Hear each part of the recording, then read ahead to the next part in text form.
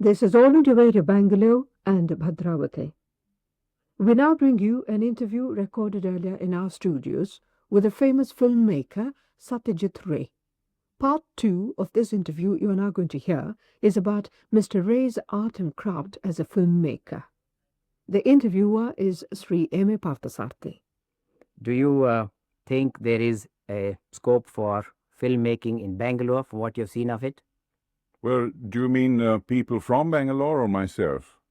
Yourself, in the first instance. Well, it depends entirely on the story, really. But it's a charming and quite photogenic place. If I find a story that's laid in Bangalore, there's no reason why I shouldn't come and shoot it here. That's good news. What are you now busy with?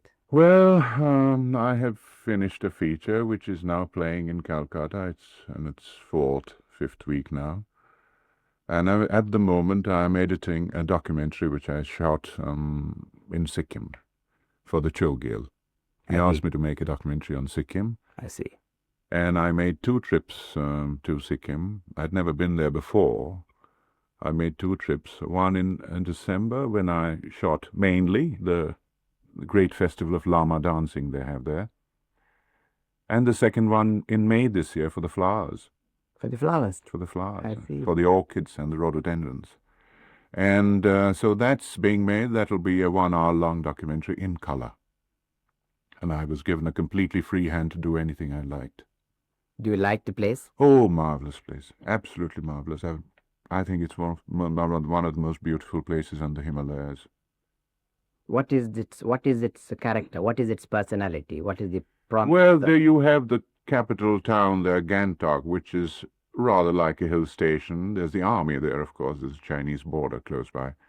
But other places in North Sikkim and West Sikkim, about 8,000, 9,000, 10,000 feet high, are incredibly beautiful, except that the roads are not always that good. You see, you have landslides, constant landslides, so you can get held up for maybe 6, 7, 8 hours while they're blasting the roads and clearing the debris and whatnot.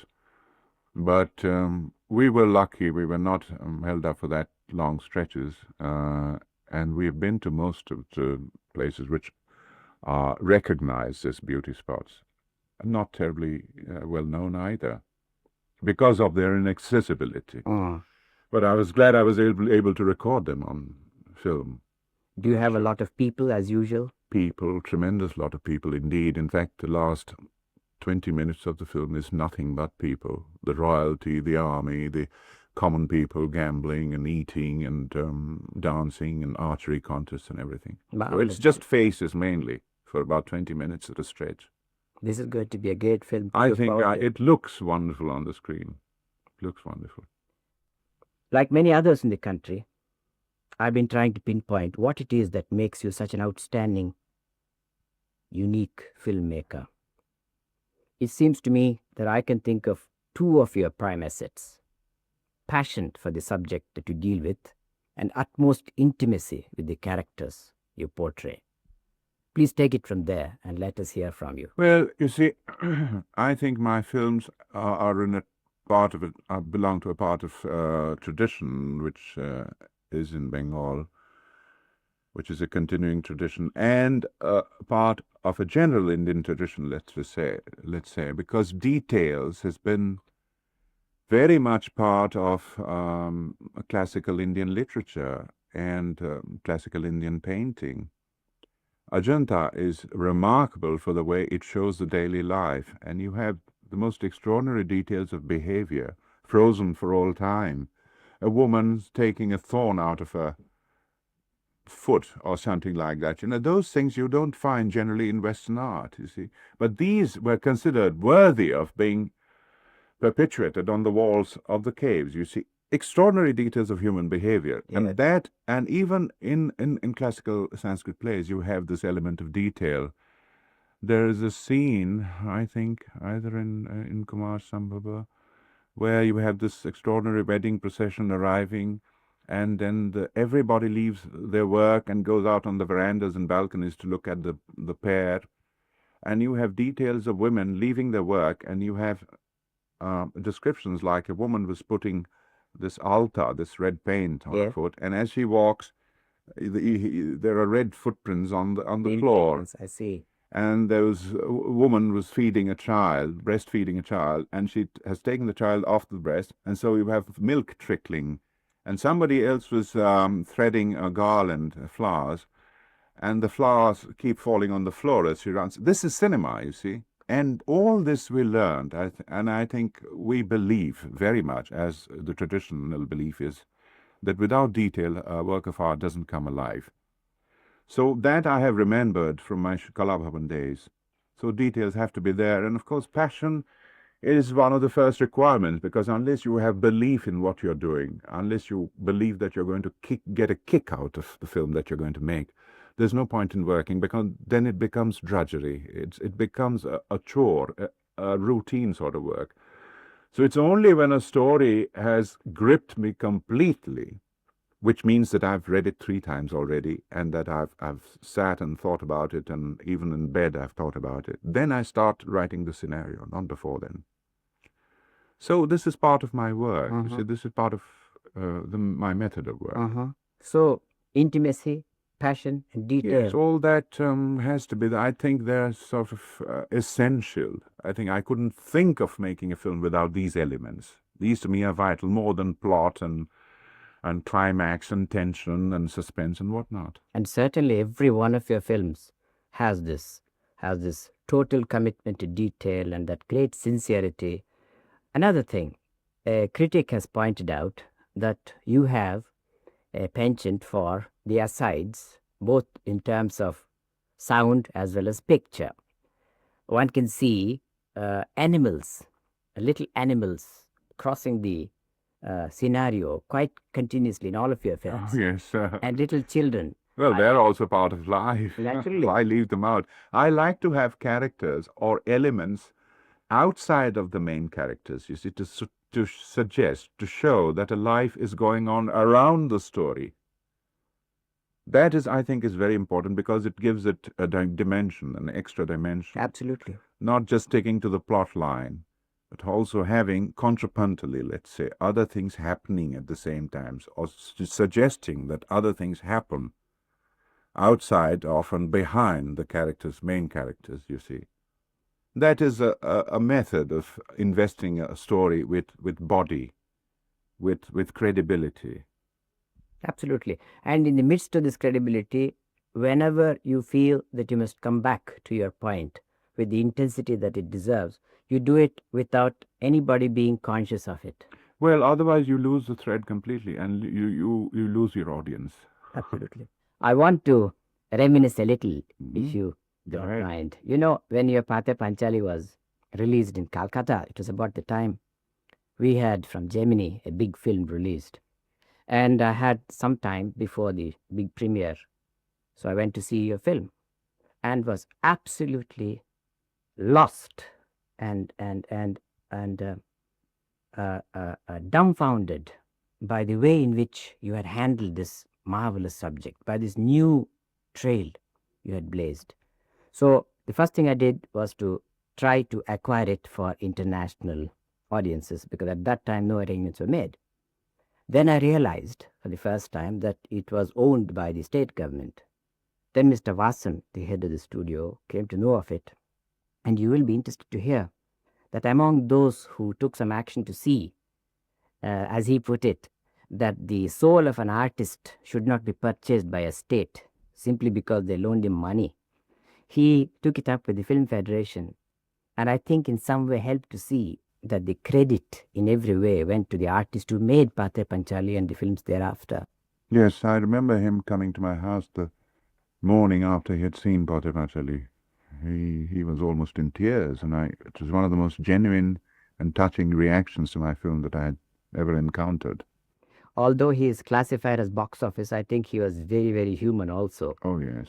And there's another thing that he said, which I think might be worthy of note, and a comment from you would be most welcome. He says it is the successful box office filmmakers that should also create a platform for new experimental films, because they are the only people that can do it. Yes, I think it's very wise. And he also said that if they don't do it, nobody else can. And if it's not done, film going itself will be on the decline, and it will affect the box office. I agree with that. Yes. As a creative artist, What do you think is your greatest strength? My strength? Yes. I'm only strong when a film does well. I'm weak. That's a good one. R.K. Narayan, the famous author whom you know, whom I also have the privilege of knowing, says that he finds his characters for his novels among the people he meets and hears about over the years. However, he says he has a special gift by which he can recall totally and clearly all these characters and instances, though it is over a space of several years, and then he puts them together with his own design and makes a novel. Is there any similarity in approach? Well, you see, R.K. is an original creator in the sense that he writes his own stories based on his own experiences, whereas I mainly have been basing stories on other people's works. But of course, the fact that I have chosen a story by another writer means that I'm in full sympathy with that writer's work. But I've also written, I find that when I write an original script, I have to write about people that I know from first hand. So I wrote Nayak, which deals with a film star, matinee idol, and surrounded by a group of people, types whom I have personally met in my life, and I put them in the film. I think that's the only way an original writer can work. A writer of stories can work. Otherwise it becomes false and there's no fun. And in my first film that I wrote was Kanchenjunga, and I can vouch for this, that every character in the story, it was somebody that I have met personally. This one could see, there is such a Yes, total I know them from first identification. hand. I couldn't write a story about the 19th century or about the time of Ashoka, for that matter, or even about the village, really, because how do I know the village? I've never lived in one. So I have to go to Bibhuti Banerjee or Tarashankar Banerjee. Exactly. Narayan has a thing called Malgudi, Yes. a fictitious Oh, yes, I know. around which the characters exist. Now, do you have a Malgudi? In my films? Yes. I don't think so. No. You see, I am a bit of an explorer. I like to move around, both in place and in time. I think in a film you have to do that, particularly because not many others are doing anything of note. So I like to move from century to century, let us say, and from strata to strata, and from place to place even. I haven't moved very much place-wise. I've stuck to Bengal, but sometimes, like Guppy Guy in my fantasy, took me to the fairy tale world, which for me was Rajasthan. You see, it's like that. I asked you some time ago, what is your greatest strength? Now, as a creative artist, may I ask, what is your greatest fear? I think the main fear is running out of inspiration. I think there is still no fear of running out of subjects. But if I have to descend to cliches suddenly, someday, that is my fear, you see. I can still afford to be, because of the range of subjects that I have tackled and the many other subjects that still remain to be tackled. Subject-wise, I am not afraid. But one has also to be creative in the way in which one tells one's stories, you see. So I don't want to descend to cliches. I hope I won't ever have to do that. I don't think you ever will. I think... Well, anyway, that's my fear, that someday I might. May I now request you, Mr. Satyajit Ray, to address yourself to the young filmmakers of this state and give them the benefit of any advice you may have on how you would like them to approach it, keeping in mind that here is a state which has great scenic values.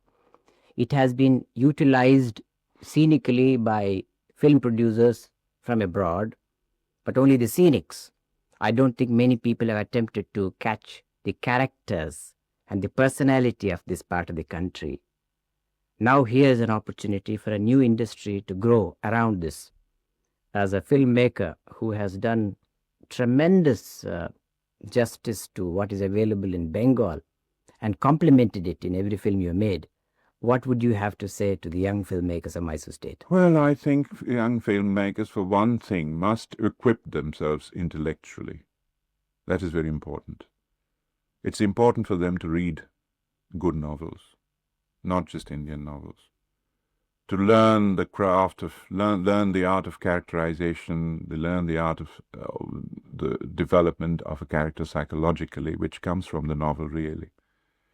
And to train themselves up to a point, at least in the visual arts, to learn about painting, to We made trips to Ajanta and Ellora, third class, traveling third class, lived there. Every place we went to, we stayed for at least a week.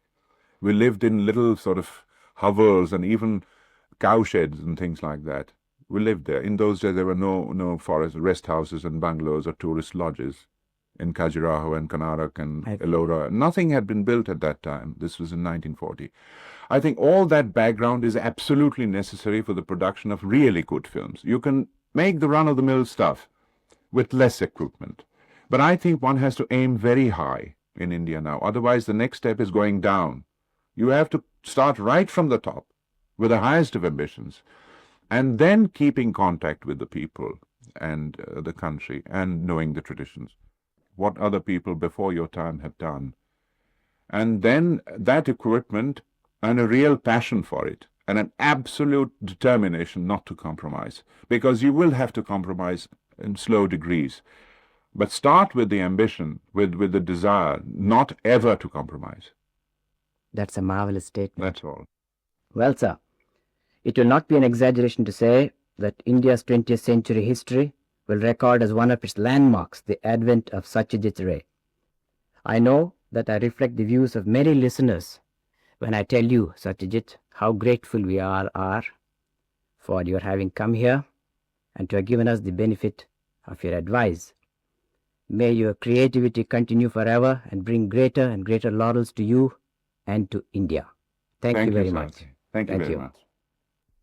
You were listening to an interview with the famous filmmaker Satyajit Ray. The interview was recorded earlier in our studios when Sri Ray paid a visit to Bangalore recently. He was interviewed by Sri M.A. Pathasathy. This broadcast came to you from All India Radio Bangalore and Bhadravati.